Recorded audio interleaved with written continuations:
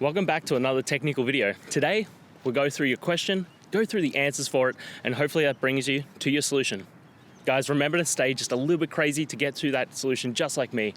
And let's get started.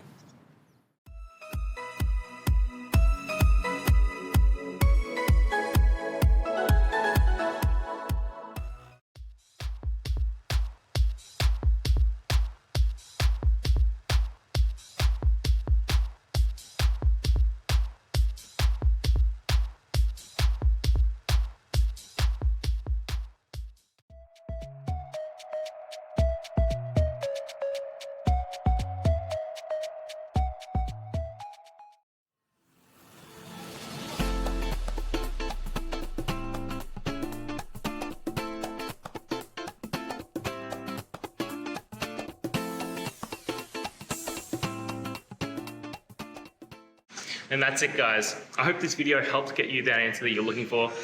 Now, I'll see you next time. Please subscribe for more question and answer videos. And if you have any more, please just shoot them through in the comments. Have a good one.